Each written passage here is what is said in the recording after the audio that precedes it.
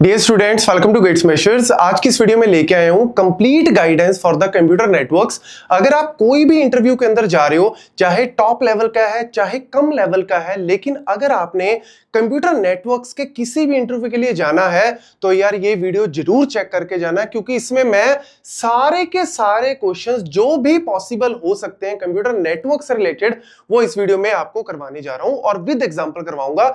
मुझे अभी भी याद है कि जब मैंने अपना एमटेक में सिस्को कंपनी आई थी तो उसने जब इंटरव्यू लिया था तो उसमें सबसे पहला क्वेश्चन जो था वो उन्होंने ओएसआई लेयर से ही पूछा था, और उन्होंने ये भी पूछा था कि यार कनेक्शन और कम्युनिकेशन के बीच में क्या फर्क है। तो याद रखना, कंप्यूटर नेटवर्क की सबसे पहली टर्म है कनेक्शन। का मतलब है कि जैसे मैं कुछ बोल रहा हूं और आप लोग उसको सुन पा रहे हो तो मतलब मेरा डेटा आपके पास पहुंच पा रहा है, that is because of connection. लेकिन कम्युनिकेशन का मतलब है कि जो मैं बोल रहा हूं वो आप समझ भी पा रहे हो, मतलब मेरी लैंग्वेज आप समझ पा रहे हो, दैट इज व्हाट कम्युनिकेशन। आप जो बोलना चाहते हो वो सामने वाला समझ भी पा रहा है, दैट इज कम्युनिकेशन। और कम्युनिकेशन और कनेक्शन दोनों को अगर आप इंप्लीमेंट करना चाहते हो तो पहला क्वेश्चन क्या है कि explain the responsibilities of 7 layers of OSI model. अब अगर मुझे वही कनेक्शन एस्टेब्लिश करना है और कम्युनिकेशन भी बनाना है तो यार कंप्यूटर नेटवर्क्स के अंदर काफी सारे रूल्स होते हैं, और उन्हीं रूल्स को ओएसआई लेयर के अंदर 7 लेयर्स में डिवाइड किया हुआ है। बस नाम याद रखना, सबसे नीचे वाली लेयर है physical layer, data link layer, network, transport, session, presentation, application. इन सारी लेयर्स की रिस्पॉन्सिबिलिटी आपको पता होनी चाहिए कि हर लेयर क्या रिस्पॉन्सिबल है, क्या क्या एक्चुअल में काम करती है। जिनमें से सबसे इंपॉर्टेंट है आपकी डेटा लिंक लेयर, जो कि नोड टू नोड मतलब नेक्स्ट नोड पे डेटा कैसे पहुंचाना है वो ये काम करती है। नेटवर्क लेयर आईपी एड्रेसिंग सबसे इंपॉर्टेंट यहां पे पॉइंट रहता है कि आपके होस्ट से लेके दूसरे होस्ट तक, मतलब एक मशीन से दूसरे मशीन तक पहुंचाना है ये।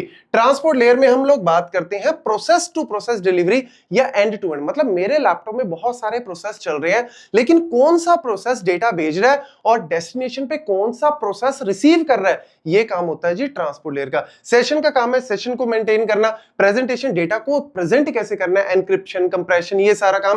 एप्लीकेशन ऑब्वियसली यूजर कहां बैठा है, एप्लीकेशन लेयर पे बैठा है, तो एप्लीकेशन लेयर में मल्टीपल प्रोटोकॉल्स हैं, जैसे एसएमटीपी है, एफटीपी है, टेलनेट है, डीएनएस है, उन सब प्रोटोकॉल्स को हम लोग यूज करते हैं। और फिजिकल लेयर एक्चुअल में बिट बाय बिट डिलीवरी करती है कि भैया आपने वायरफाई या आपने वाईफाई से जोड़ा हुआ है या वायर्ड से जोड़ा हुआ है, बिट बाय बिट कैसे सिग्नल्स जाएंगे, ये एक्चुअल में एनकोडिंग वाला काम फिजिकल लेयर का होता है। तो ये सारे पॉइंट्स आपको पता होने चाहिए, तो सामने वाला समझ ही जाएगा इस बंदे के पास फाड़ू नॉलेज है। क्योंकि एक्चुअल में होता क्या है, कभी भी हम इंटरव्यू को प्रिडिक्ट नहीं कर सकते।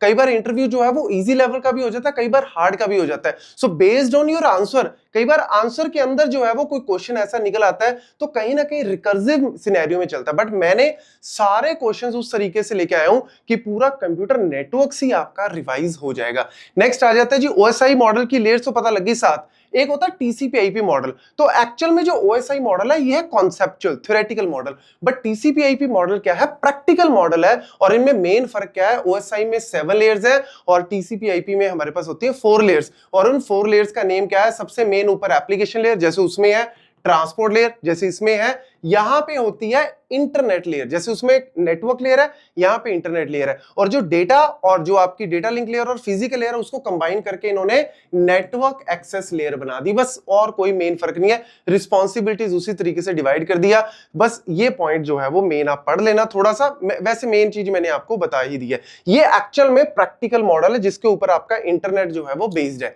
देन एनकैप्सुलेशन का कॉन्सेप्ट एंड डी एनकैप्सुलेशन का कॉन्सेप्ट भी आ जाता है।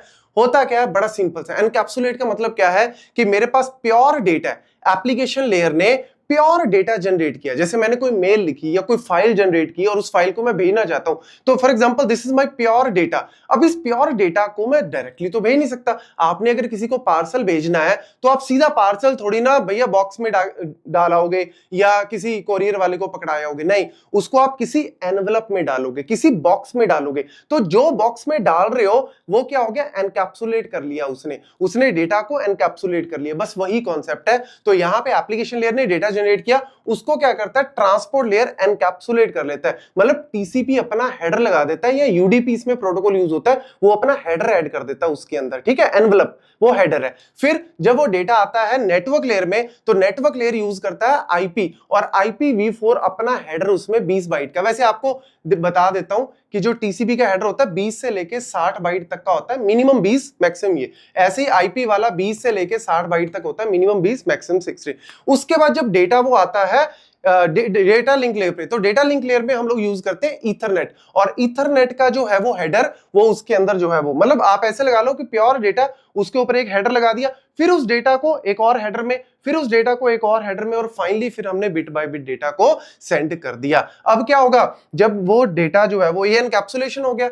डी एनकैप्सुलेशन का मतलब है जब वो डेटा एक्चुअल में रिसीव होगा तो रिसीवर ने क्या करना है, डेटा लिंक लेयर ने उसमें से अपना फ्रेम वाला, डेटा लिंक लेयर में हम लोग क्या बोलते हैं, फ्रेम बोलते हैं, तो उसने क्या करना है, ईथरनेट वाला हेडर अलग कर देना, बाकी का डेटा आगे पास ऑन कर देना। जब वो पैकेट डेटा लिंक लेयर के बाद नेटवर्क लेयर, नेटवर्क लेयर में हम बोलते हैं पैकेट, जब वो पैकेट आएगा नेटवर्क के पास, उसने अपना आईपी हेडर अलग कर देना, बाकी का डेटा आगे भेज देना। जब वो आएगा एक्चुअल में सेगमेंट, सेगमेंट मतलब ट्रांसपोर्ट लेयर में हम उसको सेगमेंट बोलते हैं, तो ट्रांसपोर्ट लेयर में जैसे ही वो आया सेगमेंट, उसने क्या करना है, टीसीपी या फिर यूडीपी का हेडर अलग कर देना, तो बचा क्या लास्ट में, प्योर डेटा, और वो प्योर डेटा एप्लीकेशन को मिल जाएगा। ये एक्चुअल में एनकैप्सुलेशन और डी एनकैप्सुलेशन की कहानी है, बस ये पॉइंट याद रखना। Then hub, switch and router. यार देखो, हर एक लेयर में प्रोटोकॉल्स के अंदर अलावा आपके जो है वो डिवाइसेस यूज होते हैं, जैसे हब है, स्विच है, राउटर, इनके बारे में पता होना चाहिए। हब आपका फिजिकल लेयर का डिवाइस है, ऐसे एक रिपीटर होता है, वो भी आपका फिजिकल लेयर का डिवाइस होता है। हब में क्या होते हैं, बहुत सारे पोर्ट्स होते हैं, लेकिन इसमें कोई भी इंटेलिजेंस नहीं होती, ये सिर्फ फिजिकल लेयर पे काम करता है। स्विच जो है वो थोड़ा सा इंटेलिजेंट है as compare to the hub. क्यों? क्योंकि इसमें डेटा लिंक लेयर भी इन्वॉल्व है, मतलब इसमें ये मैक एड्रेस चेक कर सकता है, और ये दो लैन्स को जोड़ने के काम आता है, स्विच एंड ब्रिज दोनों। Then router, router is the most powerful device. भैया इसमें डेटा लिंक लेयर भी है, इसमें फिजिकल लेयर तो है ही, डेटा लिंक लेयर और नेटवर्क लेयर भी है, मतलब ये मैक एड्रेस भी चेक कर सकते हैं और ये आईपी एड्रेस भी चेक कर सकता है। इसीलिए पूरे नेटवर्क में जो सबसे ज्यादा यूज होता है दैट इज योर राउटर, क्योंकि राउटर जो है वो आईपी एड्रेस देख के पता लगाता है कि मेरे को आगे किसको भेजना है। लेकिन लैन के अंदर हम लोग मेनली यूज करते हैं स्विच या फिर ब्रिज। ये पॉइंट जो है वो छोटे छोटे याद रखना। अच्छा, इसमें एक और पॉइंट, बाकी के आप इजीली पढ़ लोगे, लेकिन एक और पॉइंट होता है यहाँ पे डोमेन्स, कोलिजन डोमेन वाला। अब देखो, लेट्स सपोज मैंने यहाँ पे एक हब लगा दिया, हब लगाने से कोई फर्क नहीं पड़ेगा, जितने भी डिवाइस है ना, अगर वो डेटा एक टाइम पे भेजेंगे तो सबका डिवाइस आपस में जो है वो डेटा कोलाइड हो सकता है, क्योंकि इसमें कोई दिमाग नहीं है। ये बस सिंपली क्या करता है, उसकी जो सिग्नल की जो स्ट्रेंथ होता है उसको बढ़ा सकता है, बस उसको थोड़ा सा इंक्रीज कर देता है अगर सिग्नल अटेन्युएशन है। लेकिन स्विच में क्या है कि अगर मैंने फॉर एग्जांपल ये डेटा आपस में सारों का एक दूसरे से कोलाइड हो रहा था, लेकिन जैसे ही मैंने यहाँ पे स्विच लगा दिया तो इसका डेटा इधर नहीं जा पाएगा, आपका इधर कोलिजन हो सकता है, इधर कोलिजन हो सकता है, लेकिन इसने कोलिजन को थोड़ा कम कर दिया। लेकिन ये ब्रॉडकास्ट को नहीं रोक सकता। अगर आपसे पूछ ले क्या ये ब्रॉडकास्ट को रोक सकता है, नहीं। कोई भी पैकेट आया और अगर उसमें ब्रॉडकास्ट एड्रेस है लाइक FFFF, ब्रॉडकास्ट एड्रेस हमेशा 1111 होता है, तो ये बोलेगा सब ले लो मेरा डेटा। लेकिन राउटर भैया बहुत इंपॉर्टेंट है, ये कोलिजन को भी कम करता है, साथ ही साथ ब्रॉडकास्ट, अगर मुझे मैसेज चेक करना है कि भैया मैंने ब्रॉडकास्ट करना है या नहीं करना, ये उस चीज को भी चेक कर सकता है, और ब्रॉडकास्ट को भी ये डिवाइड कर देता है, मतलब उसको कम भी कर सकता है। ये पॉइंट जो है वो मेनली याद रखना, क्योंकि ये आईपी एड्रेस पे काम करता है। बाकी अगर आप डिटेल में चेक करना चाहते हो ये सारी चीजें, तो मैं अलग से आपको लिंक भी ऊपर मैंने आई सेक्शन में दिए हुए हैं, एक बार वो जरूर चेक कर लें, थोड़ी डिटेल में अगर कोई टॉपिक पढ़ना चाहते हो। Then what does a device need both MAC address and IP address? क्यों चाहिए दोनों? भैया मैक एड्रेस भी चाहिए, आईपी एड्रेस भी चाहिए, क्या जरूरत है यार? आप खुद देखो, लेट्स सपोज ये मेरा एक सिस्टम है, मतलब ये होस्ट ए है और ये सर्वर है, ठीक है, ये आपका सेंडर है, ये रिसीवर है। अब क्या होगा, सेंडर के पास जो है वो आईपी एड्रेस होगा खुद का, मतलब इसके पास अपना खुद का आईपी एड्रेस है। इसके पास आईपी एड्रेस किसका होगा, जिसको इसने भेजना, मतलब डेस्टिनेशन का आईपी एड्रेस होगा, और वो इसने ऑब्वियसली डोमेन नेम से आईपी एड्रेस हम लोग मिल जाता है तो हम उसको यूज कर लेंगे। लेकिन भैया डेटा उड़ के थोड़ी ना इसके पास जाएगा, रास्ते में क्या है, राउटर्स है, रास्ते में क्या है, आपके डिवाइसेस हैं, तो मुझे पहले डेटा यहां से यहां भेजना है। ये किसका काम है, डेटा लिंक लेयर का, और ये मैक एड्रेस करता है। तो यहां पे याद रखना आईपी एड्रेस इसका और आईपी एड्रेस इसका, लेकिन जो मैक एड्रेस होगा, याद रखना मैक एड्रेस मेरा, सेंडर का मैक एड्रेस, लेकिन जो मैक एड्रेस डेस्टिनेशन का होगा वो यहां का नहीं डालेंगे। इसका मुझे क्या पता मैक एड्रेस, लेकिन मुझे इसका मैक एड्रेस पता होगा डिफॉल्ट गेटवे का। तो यानी मैं R1 फॉर एग्जांपल अगर ये R1 राउटर है तो मैं R1 का एड्रेस डालूंगा मैक में, यानी पैकेट यहां से पहले यहां पहुंचेगा। जब पैकेट यहां पहुंचा, आईपी को नहीं चेक करना, आईपी एड्रेस तो आपका सेम पता ही है, लेकिन यहां पे मैक एड्रेस अब किसका होगा, जब ये आगे भेजेगा ना तो ये अपना मैक एड्रेस डालेगा सोर्स में और ये मैक एड्रेस डालेगा किसका, डेस्टिनेशन का डालेगा आगे, ताकि डेटा यहां से यहां पहुंच सके। ये पॉइंट याद रखना, क्योंकि MAC address and IP address दोनों रिस्पॉन्सिबल है डेटा को एक जगह से दूसरी जगह पहुंचाने के लिए। नेक्स्ट हमारे पास आ गया क्वेश्चन नंबर 6, और क्वेश्चन नंबर 6 में हमारे पास क्या कह रहा है, how does a switch learn and use the MAC address to forward the frames. अब मुझे पता है कि स्विच डेटा लिंक लेयर का डिवाइस है, मैक एड्रेस को चेक कर सकता है और मैक एड्रेस के बेसिस पे ये आगे फॉरवर्ड करता है कि भैया तेरे को देना या तेरे को देना। फॉर एग्जांपल जैसे स्विच है, मैंने यहाँ पे लगा रखा है और इसका आगे जो है वो मल्टीपल इंटरफेसेस से कनेक्टेड है। मेरे पास कोई पैकेट आया तो मैं इसको भेजूं या इसको भेजूं, कैसे डिसाइड करेगा, मैक एड्रेस पे। लेकिन ये लर्न कैसे करता है, बस सिंपल सा फंडा है कि जब पहली बार कोई मैसेज आता है स्विच के पास तो वो अपने टेबल में नोट कर लेता है कि भैया ये किस इंटरफेस से आया है और ये एड्रेस क्या है, मैक एड्रेस। ठीक है, तो मैक एड्रेस आपको पता है 48 बिट का होता है, नहीं पता तो नोट कर लो। Physical address NIC card 48 bit का। तो ये क्या करेगा, मैक एड्रेस जो है वो एक टेबल बना लेगा और उस टेबल में क्या करेगा, for example this is my MAC address example के तौर पे, और ये मेरा पोर्ट इससे कनेक्टेड है, ये वाला मेरा एड्रेस इससे कनेक्टेड है, उसको लर्न कर लेगा। और फॉर एग्जांपल लेट्स सपोज एक पैकेट आया और इसके पास ऑलरेडी एंट्री थी कि भैया ये मैक एड्रेस जो है वो इस बंदे का है, तो ये आगे फॉरवर्ड कर देगा। अगर लेट्स सपोज आपके पास एंट्री है ही नहीं कि ये जो डेस्टिनेशन मैक एड्रेस है मुझे पता ही नहीं है किसका है, तो फिर उस केस में क्या करेगा, सिंपली सबको वो मैसेज भेज देगा। ठीक है ना, और जहां से रिप्लाई आएगा फिर उसको नोट कर लेगा। इस तरीके से लर्न करता रहता है डायनेमिकली ये वाला जो है वो स्विच। अदरवाइज हमें मैन्युअली सारी एंट्रीज डालनी पड़ेंगी कि भैया ये आईपी एड्रेस इस पोर्ट का है, ये आईपी एड्रेस इस पोर्ट का है, या ये मैक एड्रेस इस पोर्ट का है, ये मैक एड्रेस इस पोर्ट का है। Then How does ARP resolves an IP address into the MAC address? Basically ARP क्या होता है, एड्रेस रिजोल्यूशन प्रोटोकॉल। अब मैंने अभी आपको बताया कि सेंडर ने डेटा भेजना है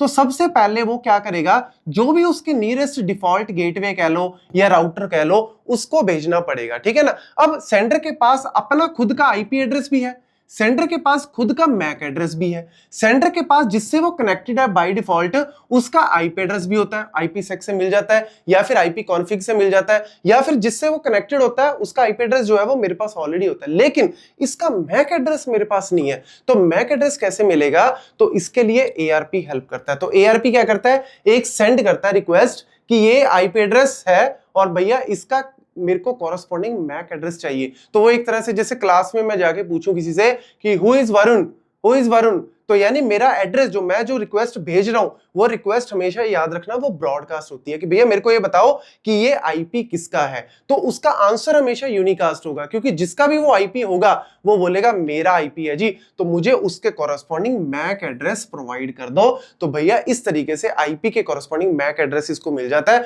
और फिर इस तरीके से एआरपी हेल्प करता है। आरएआरपी इसके उल्टा काम करता है। ठीक है, बस आपको मैंने सारी चीजें ऑलरेडी बताई दी हैं।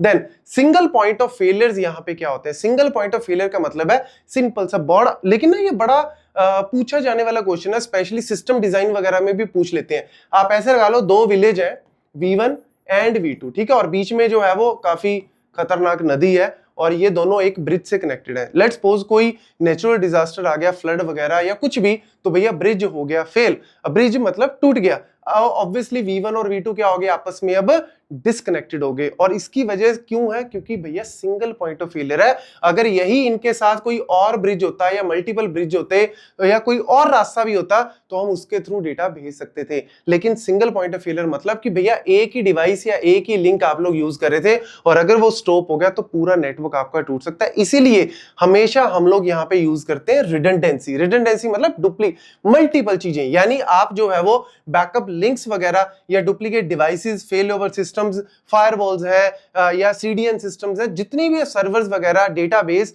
आप सब चीजों का डुप्लीकेट रखो, आप सब चीजों का रिडंडेंट रखो, ताकि इन केस अगर प्रॉब्लम आती है तो एक सिस्टम अगर बंद हुआ तो हम दूसरे के थ्रू जो है वो काम चला लेंगे। इसीलिए बैकअप्स, रिकवरी, ये सारी चीजें यूज की जाती हैं। ठीक है, देन हमारे पास आ गया जी यहाँ पे IPv4 एंड IPv6 के बीच में कंपैरिजन। बहुत इंपॉर्टेंट है जी।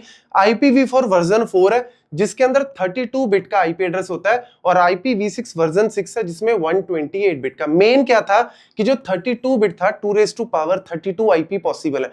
2^32 अराउंड 4 या 4.5 करोड़ के अराउंड वैल्यू बनती है। तो यार इतने आईपी से काम चल जाएगा भैया? हर बच्चा तो फोन लेके बैठा है, वॉशिंग मशीन से लेके एसी तक में तो अब क्या आ रहा है, आईपी एड्रेस आ रहा है ताकि आईओटी से उसको कनेक्ट किया जाए। तो यार मेरे को इससे काम नहीं चलने वाला, इसीलिए फिर हमें ज्यादा आईपी एड्रेस की जरूरत थी। तो इसमें कितने है 2^128 भैया, ये तो मिलियन ट्रिलियंस में है, तो ये वैल्यू बहुत बड़ी है, इसीलिए इसका यूज किया जाता है। बाकी की कहानी आप इसमें से पढ़ लेना। साइज मैंने बता दिया। हेडर जो है वो इसमें 20 से 60 का होता है, इसमें हेडर फिक्स होता है 40 बाइट का।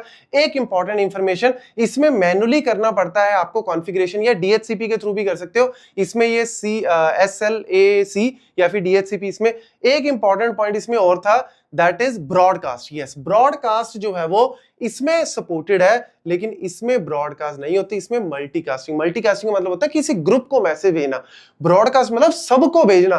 तो यार 2^32 करोड़ों को तो भेजा जा सकता है मैसेज, लेकिन अरबों खरबों को अगर मैसेज भेजने लग गए आप सारों को, तो पूरा सिस्टम ही हैंग हो जाएगा। इसीलिए ब्रॉडकास्ट इसमें अलाउड था, लेकिन इसमें इन्होंने बंद कर दिया। ठीक है, ये छोटे छोटे पॉइंट्स पूछे जा सकते हैं। Then how does NAT allows the multiple private devices to access the internet through the one public. देखो, जब भी कोई सिस्टम, जैसे आप घरों का ही एग्जांपल ले लो, आपने अपने घरों में वाईफाई लगवा रखे होंगे, तो हर एक वाईफाई के कॉरस्पॉन्डिंग आपको एक पब्लिक आईपी मिल जाता है। ठीक है, अब आप कहते हो कि मेरे घर में तो 5 मेंबर है और पांचों अपने अपने फोन पे, टैबलेट पे, मोबाइल पे या फिर लैपटॉप वगैरह पे सब पे यूज कर रहे हैं। तो यार इतने आईपी एड्रेसेस हमें नहीं मिलेंगे, क्योंकि इतने आईपी एड्रेसेस हम लेने लग गए पब्लिक वाले, तो बाकी जनता को कुछ नहीं मिलेगा। तो इन्होंने क्या सोल्यूशन निकाला कि हम क्या करेंगे ना, एक पब्लिक आईपी दे देंगे, मतलब एक घर को एक पब्लिक आईपी दे दिया, और इंटरनली आप क्या करो, प्राइवेट आईपी की रेंज बना लो। मतलब आप इंटरनली प्राइवेट आईपीज यूज कर लो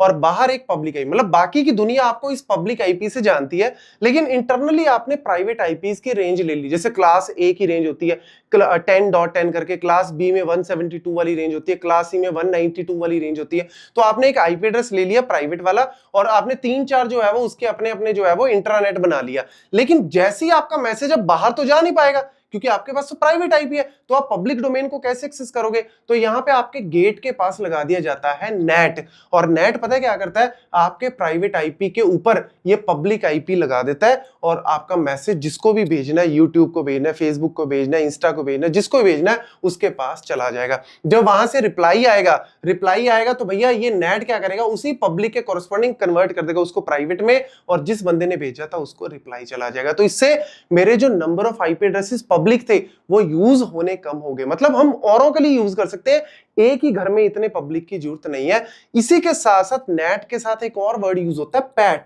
ये क्या करता है, पोर्ट नंबर्स को भी इसी तरीके से यूज करता है। मतलब आईपी एड्रेसेस की रेंज तो आपने बना ही ली। जैसे एग्जांपल के तौर पे मैंने 192 ये वाला मैंने एक प्राइवेट आईपी ले लिया, अपने घर में मैंने एक और प्राइवेट आईपी ये वाला ले लिया।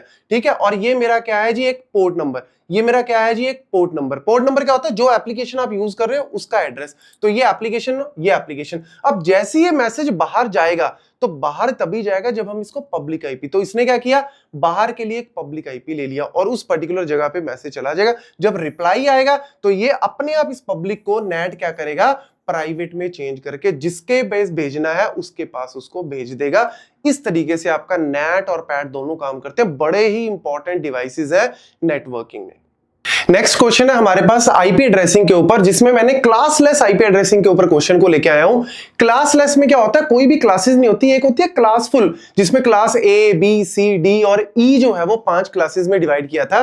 क्लासलेस में क्या होता है, इस तरीके से आपको आईपी एड्रेस दिया हुआ है और /26 ये नोटेशन होती है इसको रिप्रेजेंट करने की। क्या कह रहा है कि मेरे को नेटवर्क एड्रेस फाइंड आउट करके बताओ, broadcast address, number of usable host find out करके बतानी है। देखो, इस क्वेश्चन को करने के लिए वैसे तो ये न्यूमेरिकल क्वेश्चन है, इंटरव्यू में आने के चांसेस कम होते हैं, बट ये बहुत ज्यादा डीप में जाके करने की जरूरत नहीं है। आपको नॉर्मली पता है कि भैया /26 का मतलब क्या है, कि /26 बताता है नंबर ऑफ नेटवर्क बिट्स।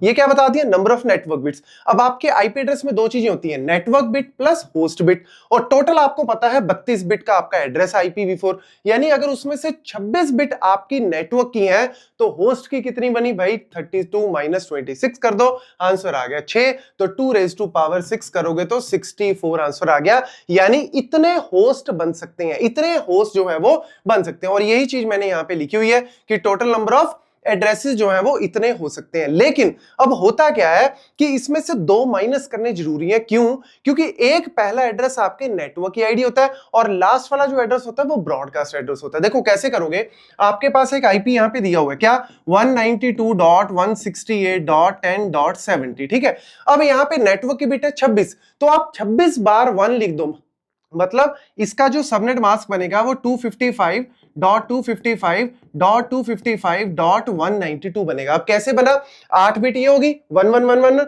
111 111, 24 बार ये हो गया और 2 इसकी हो गई, यानी 26 बार हमने 1 लिख दिया, ये नेटवर्क की बिट्स होगी। इसी तरीके से हमारा सबनेट मास्क बनता है। अब उसके बाद हम कर देते हैं एंड ऑपरेशन। जब एंड ऑपरेशन करेंगे तो ये वैल्यू सेम आ जाएगी, ये वैल्यू सेम आ जाएगी, इतना तो आपको करना पड़ेगा, और जब इसको और इसको करोगे तो आंसर आएगा जी 64, यानी ये आपकी नेटवर्क की आईडी हो गई। मतलब बाहर की जो दुनिया है वो आपको इस आईडी से जानती है। क्लियर है। अब आपको पता लग गया कि मेरा 64 पहला है, 65 दूसरा, 66 करते करते 67, लास्ट में 126 127, आगे वाली चीजें आप सेम लगा सकते हो, ठीक है। अब आपको पता टोटल जो है वो मेरे कितने होस्ट बने थे, 64, यानी 64 से लेके 127 तक आपके 64 बन गए। अब जो पहले वाली आईडी है ये नेटवर्क की आईडी होगी, जो लास्ट वाला एड्रेस है ये होता है हमेशा ब्रॉडकास्ट एड्रेस, मतलब आपके नेटवर्क में सबको अगर मैसेज भेजना है तो हम इस तरीके से भेजेंगे 192.168.10.127, ठीक है। और ये मेरा लास्ट होस्ट हो जाएगा और ये मेरा फर्स्ट होस्ट हो जाएगा। तो इसीलिए टोटल यूजेबल होस्ट कितने बनेंगे, 64 माइनस 2 कर देना, 62 बनेंगे। ये रेंज मैंने पूरी आपको वैसे सॉल्व करके ही दिखा दिया मैंने पूरा, ठीक है। नेक्स्ट हमारे पास आ गया जी, explain the concept of DHCP DORA process. Basically क्या होता है कि आप अपने सिस्टम में या आप कहीं पे भी जाते हो तो वाईफाई से कनेक्ट करने की कोशिश करते हैं, होटल में जाते हो, कॉलेज यूनिवर्सिटी में, कहीं पे भी, तो क्या होता है आपके डिवाइस को अगर इंटरनेट से कनेक्ट होना है तो उसको चाहिए आईपी एड्रेस, लेकिन आईपी एड्रेस आपको देगा कौन, DHCP देगा, डायनामिक होस्ट कंट्रोल प्रोटोकॉल, ये आपको एक्चुअल में आईपी एड्रेस देगा। बट ये देता कैसे है, इसका ये प्रोसेस होता है डोरा। डोरा डोरेमोन नहीं है ये, डोरा। डोरा का मतलब क्या है, discover, offer, request and acknowledgement. मतलब सिंपल है, ऐसे फालतू में थ्योरी में मत उलझना। सबसे पहले क्लाइंट जो है, जैसे आपकी मशीन सर्वर को भेजेगी DHCP को कि भैया मेरे को आईपी एड्रेस दो, मतलब उसने सबसे पहले डिस्कवर करने की कोशिश किया है, और ये सबको, मतलब DHCP जितने भी सर्वर होंगे सबको भेजेगी उस एरिया में या उस सिस्टम में कह लो, या उस यूनिवर्सिटी में। आपके घर में तो एक ही होगा, लेकिन अगर आप किसी यूनिवर्सिटी में, बड़े कॉलेज वगैरह में हो तो उसमें हो सकता है DHCP के 3-4 हो, तो उन सबको ब्रॉडकास्ट करेगी कि भैया मेरे को आईपी एड्रेस चाहिए। वो आपको क्या करेगा, DHCP का जो सर्वर है वो आपको बोलेगा ये ले भाई ऑफर, कि ये एक आईपी एड्रेस है, ये इसका डिफॉल्ट मास्क है, ये पोर्ट नंबर, सारा कुछ उसको ऑफर देगा। ये बोलेगा ठीक है भैया मेरे को तेरा ऑफर मंजूर है, और उसके बाद ये एक्नॉलेज करेगा कि ये ले तेरे को आईपी एड्रेस, ये तेरा डिफॉल्ट गेटवे। यहाँ पे ध्यान रखने वाली बात क्या है कि यहाँ पे भी काइंड ऑफ बार्गेनिंग चल रही है। जैसे आप किसी सामान खरीदने जाते हो, भैया ये कितने की है शर्ट, वो कह रहा है जी 500 रुपए की, आप कह रहे हो नहीं नहीं नहीं मेरे को 400 रुपए में चाहिए, मतलब यहाँ पे बार्गेनिंग चल रही है। ऐसे ही क्या कि उसने बोला, और उसने क्या बोला, ऑफर दिया आपको कि ये ले भाई ये आईपी एड्रेस है। अगर आप उस ऑफर को, रिक्वेस्ट को मतलब एक्सेप्ट करते हो, आपने एक्सेप्ट किया तो आपको वो आईपी एड्रेस मिल जाएगा। अगर आप रिजेक्ट करते हो तो हो सकता है थोड़ी देर बाद आपको फिर से डिस्कवर करना पड़े। इस तरीके से आपका डोरा वर्क करता है। इन केस कोई पूछ ले तो आप इस तरीके से एक्सप्लेन कर सकते हो, इससे ज्यादा कुछ नहीं है। Then how does a host decide whether to send a packet directly or through the default gateway। मतलब कुछ नहीं है यार, आपके पास एक मशीन है, या ऐसे लगा लो कि एक होस्ट है, एक डिवाइस है, उसके पास एक पैकेट आया, उसको, उस पैकेट को अपने नेटवर्क में आगे फॉरवर्ड करना है या डिफॉल्ट गेटवे पे कर देना है। कैसे डिसाइड करता है, सिंपल सा फंडा है एंड ऑपरेशन से। वो क्या करेगा, जो उस होस्ट का अपना आईपी एड्रेस है, जो उस होस्ट का खुद का सोर्स एड्रेस है, वो क्या करेगा, उसको मास्क के साथ, जो भी उस डिवाइस का जो मास्क है, डिफॉल्ट मास्क है, उसके साथ हैंड करेगा, और एक आंसर आया लेट्स सपोज ए, फिर वो क्या करेगा, जो मैसेज आया है, जो भी मैसेज उसके पास रिसीव हुआ है, उसके अंदर कोई ना कोई डेस्टिनेशन आईपी होगा और उसको वो सेम डिफॉल्ट मास्क के साथ, इसी डिफॉल्ट मास्क के साथ एंड करेगा। अब आंसर अगर ए आया, मतलब ये और ये, मतलब मैं खुद और जो पैकेट आया है वो सारा का सारा एक ही नेटवर्क के अंदर है। तो एक नेटवर्क के अंदर है तो भैया ए को फॉरवर्ड कर दो, उस बंदे को फॉरवर्ड कर दो। अगर लेट्स सपोज ये मिसमैच कर गया, एंड होने के बाद इसका आंसर कुछ और आ रहा है, ये कुछ और आ रहा है, तो फिर उसको नहीं पता कि ये किस नेटवर्क का बंदा है, तो वो डिफॉल्ट गेटवे पे उसको भेजेगा। तो ये डिसाइड होता है एंड ऑपरेशन करके। यही चीज मैंने यहां पे लिखी हुई है। Then how does trace route, ये ट्रेस रूट एक्चुअल में कमांड होती है लिनक्स में, जैसे विंडोज में ट्रेसर्ट होती है। इसका काम क्या होता है भैया, डिस्कवर करना पाथ को। जैसे मेरा सोर्स है, अब मैंने क्या करना है, इसके लिए क्या फंडा यूज होता है, इसके लिए फंडा होता है टीटीएल का, टाइम टू लिव का। टाइम टू लिव कॉन्सेप्ट क्या कहता है कि जैसे फॉर एग्जांपल आप राउटर वन की इंफॉर्मेशन चाहते हो, तो आप पता है क्या करोगे, टीटीएल की वैल्यू 1 कर दोगे। जैसे आपने टीटीएल की वैल्यू 1 कर दी, मतलब टाइम टू लिव 1। अब पैकेट यहां से यहां पे जाएगा और हर एक राउटर जो है वो टीटीएल की वैल्यू को एक एक कम करता रहता है। आपने टीटीएल की वैल्यू को 1 ही कर दिया, तो यानी पहले राउटर ने ही 1 को 0 कर दिया। 1 को 0 करते ही ये पैकेट आगे जा सकता है। कैसे जाएगा, जब टीटीएल की वैल्यू 0 हो गई, यानी यहीं पे एरर आ गया कि भैया इससे आगे नहीं जा सकता। तो यहां से आईसीएमपी जनरेट होगा और इंटरनेट कंट्रोल मैसेज बोलेगा कि ये ले भाई यहीं पे रुक गया, तो मेरे को राउटर 1 की इंफॉर्मेशन यहां पे मिल गई। फिर राउटर 2 की इंफॉर्मेशन चाहिए, तो मैं टीटीएल की वैल्यू को क्या कर दूंगा, 2। तो जैसे ये पैकेट यहां से यहां पहुंचा, टीटीएल की वैल्यू 1 होगी। जैसे ये पैकेट यहां से यहां पहुंचा, टीटीएल की वैल्यू 0 हो गई, यानी यहीं से एक एरर मैसेज जनरेट होगा, आईसीएमपी मैसेज जनरेट होगा और वो आपके सोर्स के पास जाएगा और जिससे आपको राउटर 2 की इंफॉर्मेशन मिल जाएगी। इसी तरीके से 3, 4, 5 करते आपको पूरे रूट की, ट्रेस रूट का मतलब ही ये है कि आपको जितने भी राउटर है रास्ते में, उन सब को ट्रेस करना है, उन सब की इंफॉर्मेशन आपको चाहिए। तो इस तरीके से जो है वो टीटीएल की हेल्प से की जाती है। ठीक है, बाकी की थ्योरी आप साथ में पढ़ सकते हो, मेन कहानी मैंने आपको बताई दी। What happens when an IP packet is larger than the network MTU? Actual में क्या होता है कि हमारे जो नेटवर्क में जो जैसे OSI लेयर अगर आप पढ़ोगे तो उसमें क्या होता है, जैसे IP नेटवर्क में ना टोटल लेंथ जो है वो होती है 16, मतलब टोटल लेंथ जो होती है हर एक पैकेट की 16 बिट की होती है, मतलब 2⁻16, जिसको हम 65535, मतलब 0 से लेके 65535 इतनी रेंज बनती है, यानी मैक्सिमम वैल्यू पैकेट की इतनी हो सकती है। लेकिन जब वो पैकेट डेटा लिंक लेयर पे आता है तो वहां पे क्या होता है, एमटीयू, मतलब मैक्सिमम ट्रांसमिशन यूनिट। आप आगे कितना भेज सकते हो। आपने लेट्स सपोज किसी को कोरियर करना है जी, आपने कोरियर करना है लेट्स सपोज फ्रिज को कोरियर करना है या साइकिल को कोरियर करना है। आपने कोरियर वाले को दे दिया, ये ले भाई साइकिल और इसको कोरियर कर दे बॉम्बे। अब साइकिल जो है वो ऑब्वियसली कोरियर वाला क्या करेगा, अगर उससे नेक्स्ट वाला जो होगा, कोरियर से नेक्स्ट वाला बंदा अगर वो पूरे साइकिल को कर सकता है कोरियर, तो वो पूरे साइकिल को करेगा। अदरवाइज क्या करेगा, उसको डिसेंबल कर देगा, मतलब टायर्स अलग कर दिए, वो अलग कर दिए, क्योंकि नेक्स्ट जो सेंड करने वाली जगह है वो इतना कर ही नहीं सकती। वही चीज होती है एमटीयू। एग्जांपल के तौर पे मैंने यहाँ पे ओरिजिनल आईपी पैकेट जो है वो 3000 बाइट का है, ठीक है। अब आपने ये 3000 बाइट को आगे भेजना है, बट आगे जिसको आप भेज रहे हो वो कहता है कि मैं 1500 बाइट से ज्यादा भेज ही नहीं सकता। आप जितना मर्जी कोशिश कर लो, अगर 1500 बाइट से ज्यादा का डेटा है तो मैं डिस्कार्ड कर दूंगा। हम बोलते हैं कि यार डिस्कार्ड ना कर, तू साइकिल भेज दे, कोई बात नहीं, उसको डिसेंबल कर दे।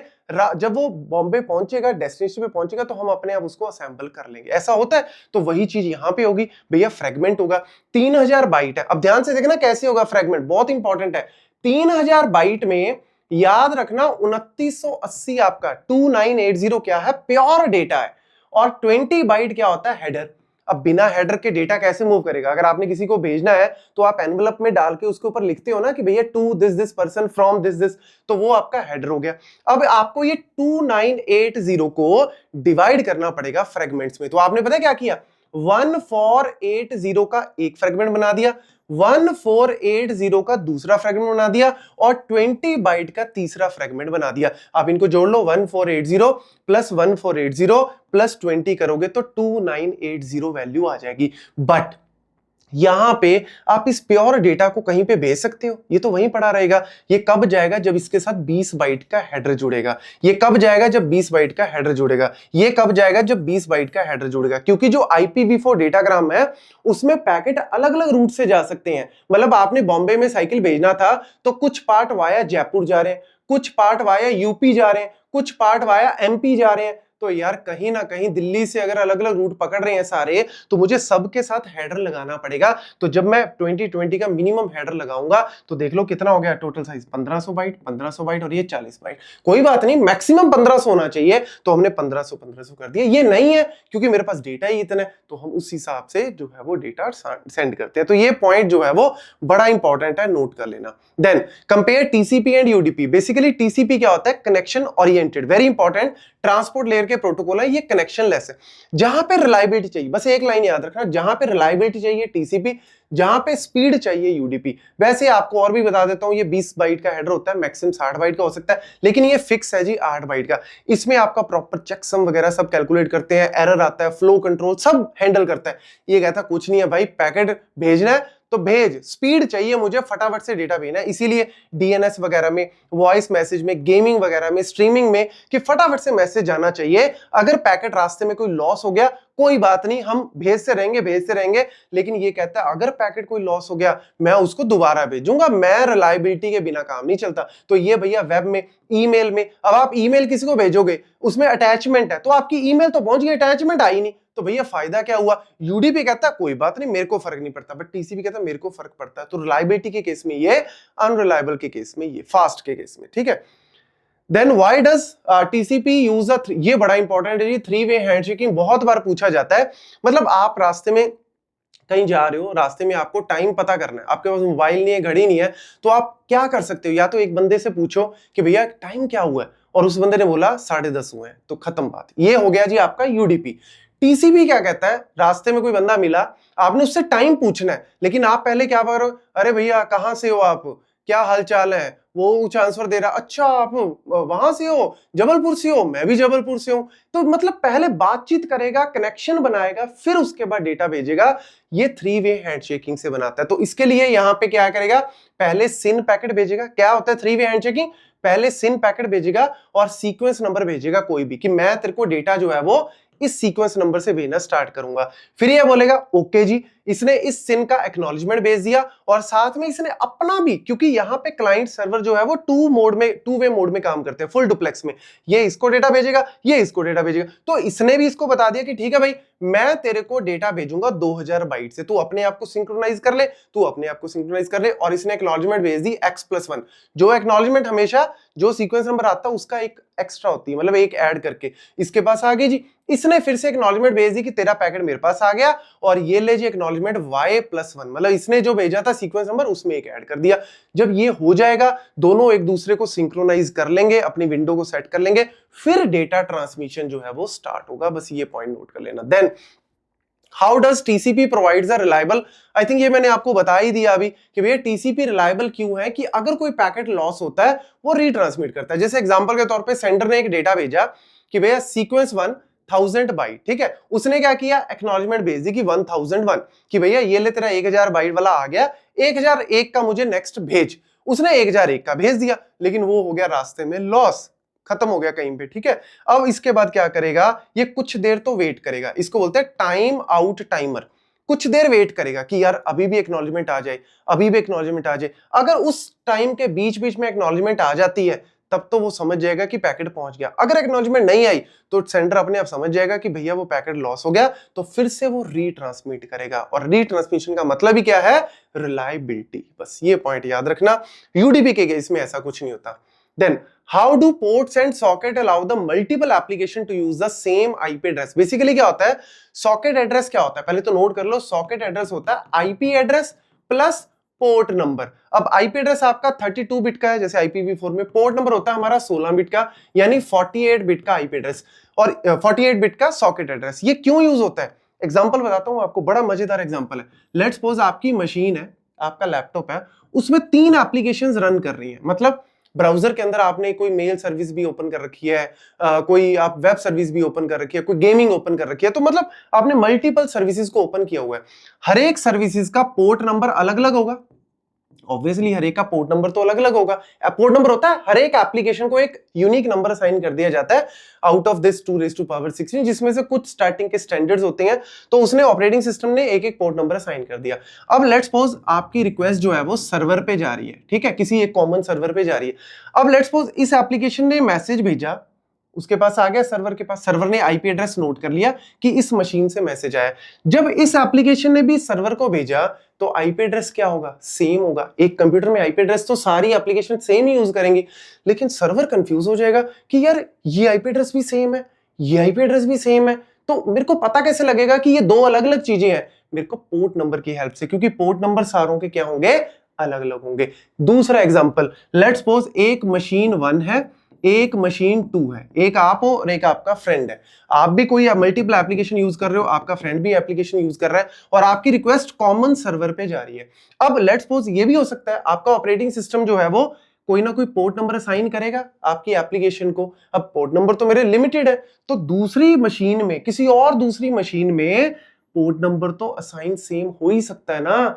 तो अगर आपकी रिक्वेस्ट यहां पे गई, सर्वर को लगेगा ठीक है P1 पोर्ट से आई है, यहां से गई P1 पोर्ट से आई है, तो वो तो फिर कंफ्यूज हो जाएगा कि भैया मैं रिप्लाई इसको करूं या इसको। लेकिन अगर आप ध्यान से देखो, ये मशीन अलग है, ये मशीन अलग है, मतलब इसका आईपी एड्रेस अलग होगा, इसका आईपी एड्रेस अलग होगा, यानी दोनों का कॉम्बिनेशन मिलके पूरे नेटवर्क को बढ़िया अच्छे से चलाते हैं। मल्टीपल एप्लीकेशन जो है वो इसीलिए पोर्ट नंबर को भी यूज करती हैं और आईपी को यूज करती हैं ताकि डिफरेंशिएट कर सके सर्वर। ये पूरी कहानी मैंने आपको बहुत अच्छे से बता दी। अगर ये चीज आप एक्सप्लेन कर दो तो मैं कह रहा हूं इंटरव्यूअर तो भैया आपको घर से लेके जाएगा ढोल बजाता हुआ कि भैया यही बंदा चाहिए मुझे तो कंपनी में।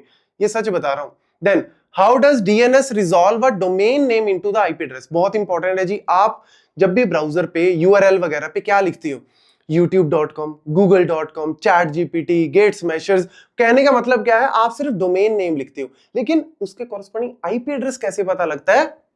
डीएनएस सर्वर प्रोवाइड करता है। वैसे तो ना हमेशा कैश करके रखते हैं हम, मतलब आपका जो लोकल ऑपरेटिंग सिस्टम है या फिर आपका जो आईएसपी है या आपका जो ब्राउजर है, वो मैक्सिमम को तो ना क्या कर लेता है, कैश करके रख लेता है। मतलब जिनको आप डेली एक्सेस करते हो, गूगल, चैटजीपीटी डेली एक्सेस कर रहे हो, तो आप उसको तो क्या करो, कैश करके रख लो, आप तुरंत जो है वो आईपी एड्रेस दे दो। लेकिन आप कोई ऐसी वेबसाइट ओपन कर रहे हो जो पहली बार आप ओपन कर रहे हो, तो उस केस में क्या होगा, आपकी रिक्वेस्ट जो है वो पहले रिकर्सिव रिजॉल्वर के पास जाएगी। ये बोलेगा ठीक है मैं तेरे को आईपी एड्रेस लाके देता हूं, फिर वो जाएगा रूट सर्वर के पास, डीएनएस के रूट सर्वर के पास जाएगा। फिर रूट सर्वर जो है वो टॉप लेवल डोमेन, इस तरीके से हायरार्की होती है, जैसे .com है जी, .org है, .in है, .uk है, क्योंकि इसके पास सारा क्या डेटा पड़ा है। फिर उसके बाद होते हैं अथॉरिटेटिव सर्वर, कि आपको .com में कौन सा पेज चाहिए। तो इस तरीके से आपकी रिक्वेस्ट जो है वो फाइनली जाके आपको आईपी एड्रेस मिलेगा और फिर वो आईपी एड्रेस आप ब्राउजर को देंगे। इसमें थोड़ा सा टाइम, इसीलिए कोई भी वेबसाइट जब आप फर्स्ट टाइम ओपन कर रहे हो थोड़ा सा टाइम एक्स्ट्रा लगता है, रादर देन कि आप उस वेबसाइट को या कोई ऐसी वेबसाइट जिसको आप डेली ओपन करते हो वो फटाफट से ओपन हो जाती है। उसका रीजन यही है कि हम कैश करके रखते हैं जो आईपी एड्रेसेस हमारे डेली एक्सेस होते हैं। तो ये पॉइंट जो है वो बहुत इंपॉर्टेंट है, याद रखना। नेक्स्ट क्वेश्चन हमारे पास है कि how does HTTPS secure the communication between a browser and A server? Very very important. देखो जब भी हम कोई भी यूआरएल ओपन करते हैं तो आपने उसके स्टार्टिंग में जरूर पढ़ा होगा या तो HTTP या फिर HTTPS। आज के टाइम पे आप जितने भी वेबसाइट्स ओपन करते हो हर एक के लास्ट में आपको ये एस जरूर दिखेगा। वैसे ही है कि आपको पता है हाइपर टेक्स्ट ट्रांसमिशन प्रोटोकॉल, तो यहाँ पे हम लोग जो है जब भी वेब पेज को एक्सेस करने की कोशिश करते हैं तो HTTP के थ्रू करते हैं, वही गेट पोस्ट डिलीट वही सारे मेथड यूज होते हैं।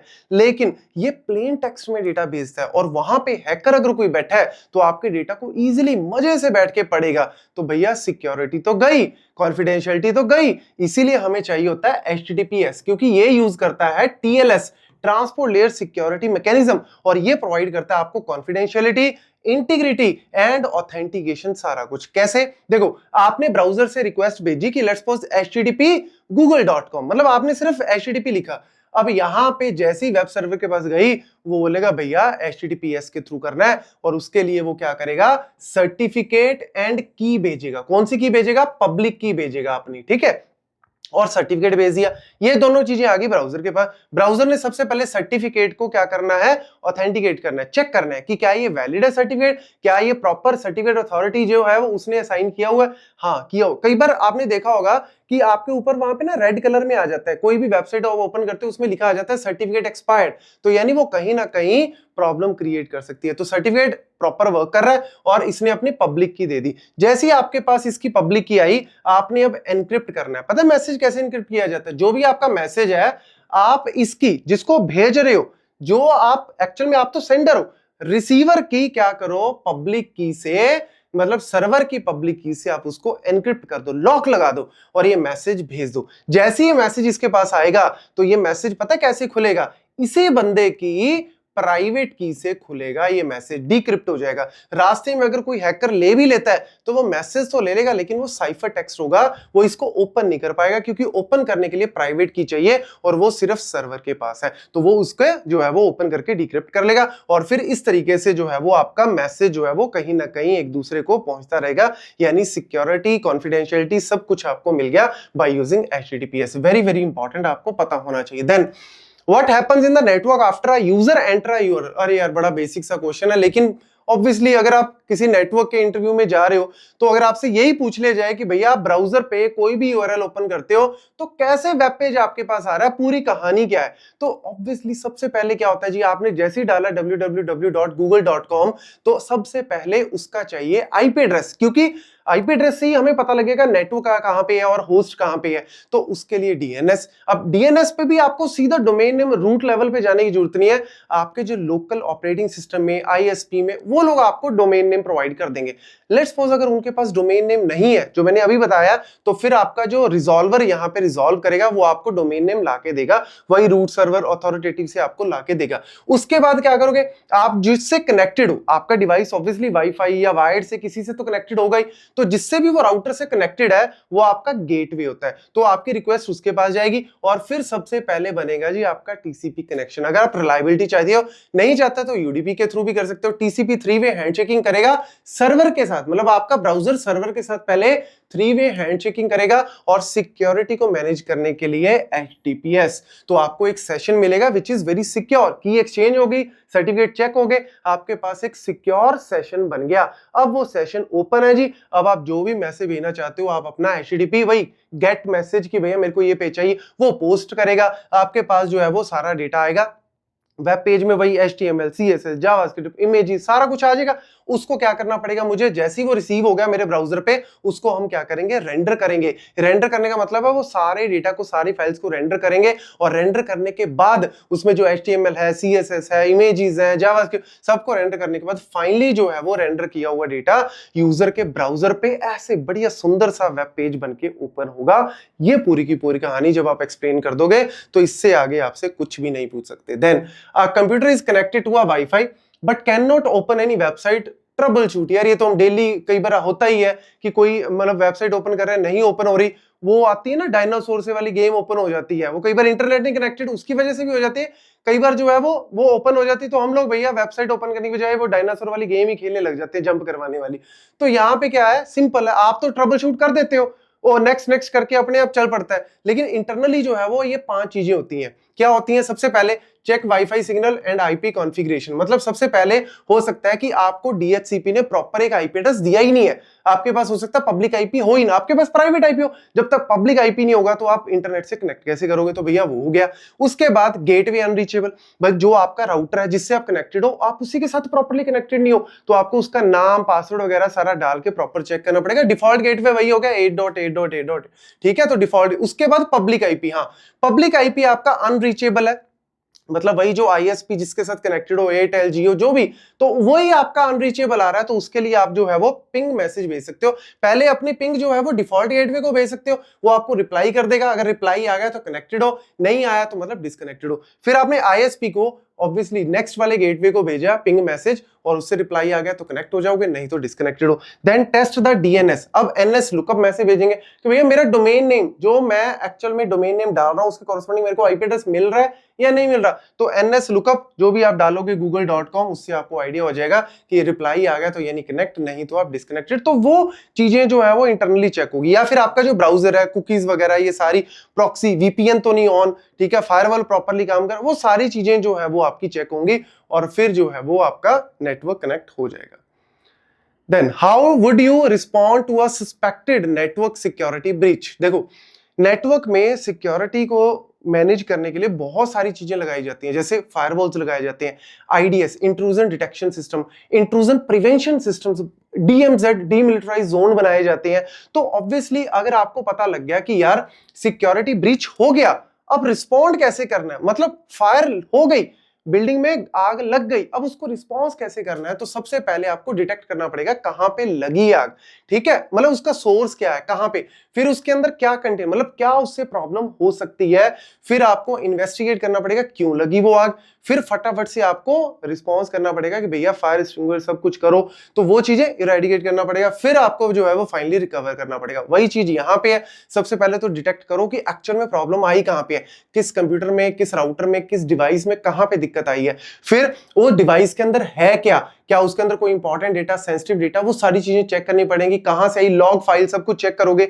फिर इन्वेस्टिगेट किया और उसके बाद एविडेंस को रिमूव नहीं होने देना, मतलब आपको प्रॉपर इन्वेस्टिगेट करनी पड़ेगी विदाउट रिमूविंग द एविडेंसेस, ताकि पता लगे कि किसी अंदर के बंदे ने कोई हैक करने की कोशिश की या बाहर के बंदे, क्योंकि थ्रेट इंटरनली भी हो सकती है, थ्रेट बाहर से भी हो सकती है। और फिर फाइनली इरेडिकेट, मतलब पासवर्ड्स वगैरह चेंज करो या उस कंप्यूटर को डिस्कनेक्ट कर दो अपने पूरे नेटवर्क से, वो सारी चीजें करने के बाद फिर रिकवर करना पड़ेगा और मॉनिटरिंग प्रॉपर करनी पड़ेगी ताकि फ्यूचर में ये चीज ना आए। तो ये डेली बेसिस पे बड़ी बड़ी कंपनीज करती ही है, क्योंकि उनके ऊपर अटैक्स जो है वो होते रहते हैं, तो ये सारा काम जो है वो आपका इस तरीके से वर्क करता है। Then explain how would you protect an organisation from DDoS attack.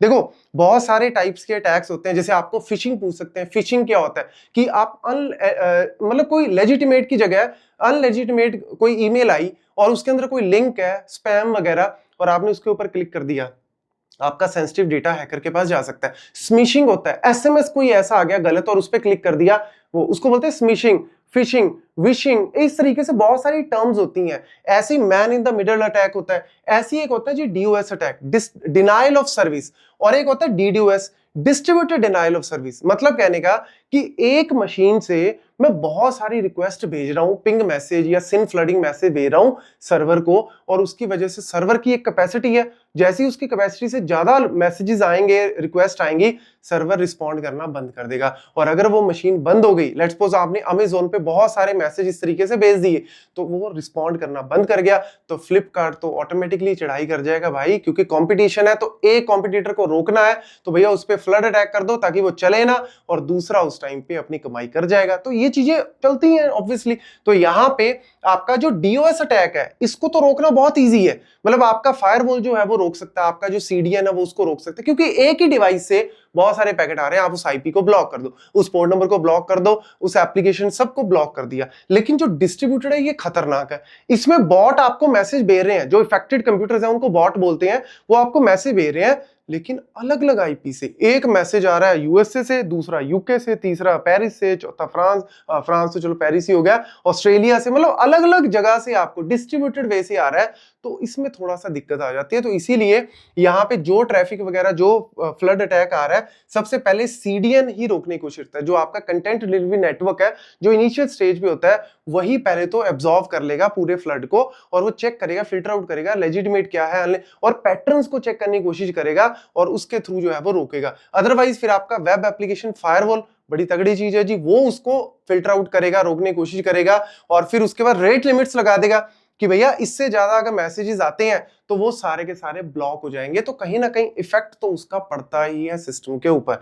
फिर फाइनली जो है वो ऐप आपका जो सेव्ड डेटा है, जो पासवर्ड्स वगैरह हैं, उनको प्रॉपर चेक करेगा कि क्या वो सही पासवर्ड यूजर ऑथेंटिकेटेड से आ रहे हैं या बॉट से आ रहे हैं। तो इस चीज को रोकने के लिए अलग अलग लेयर पे काम किया जाता है, ताकि आपके जो मैसेजेस हैं, जो गलत डेटा आ रहा है, वो पास होके आपके सर्वर्स पे या फिर आपके डेटाबेस तक ना पहुंच जाए, अदरवाइज वो इफेक्ट डाल देगा आपके सिस्टम को। तो ये सारी चीजें जो हैं वो जर्नल है, पता होनी चाहिए जब भी आप किसी इंटरव्यू के अंदर जा रहे हो, चाहे नेटवर्क के अंदर स्पेसिफिकली कोई कंपनी आ रही है तो ऑब्वियसली इंपॉर्टेंट है, अदरवाइज आप नॉर्मली भी जा रहे हो तो सिस्टम डिजाइन में पूछा जा सकता है, सीडीएन ये सारे काम कैसे करते हैं, लोड बैलेंसर कैसे काम करता है, ये चीजें आपको आज की डेट में सारी पता होनी चाहिए। ठीक है, तो this is all about the basic computer network. थोड़ा सा सिक्योरिटी वाला फीचर भी मैंने यहाँ पे ले लिया है, इससे बाहर कंप्यूटर नेटवर्क में आपको पढ़ने की जरूरत नहीं है। और अगर आपको वीडियो पसंद है तो प्लीज लाइक कर देना यार, और सब्सक्राइब तो आपने कर ही दिया, अगर नहीं किया तो प्लीज सब्सक्राइब कर देना और ज्यादा से ज्यादा शेयर कर देना। Thank you.